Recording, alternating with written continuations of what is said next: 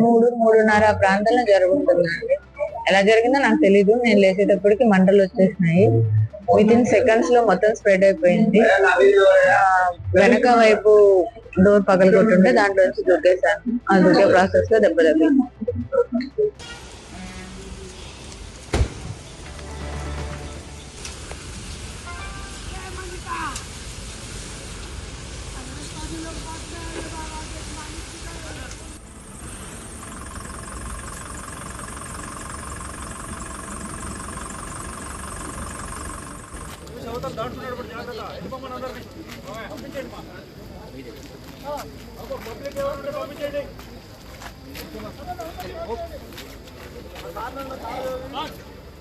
ఘోర ప్రమాదానికి గురైంది. ముందుగా వెళ్తున్న బైకును ఢీకొనడంతో ఈ బస్సు ప్రమాదానికి గురైంది.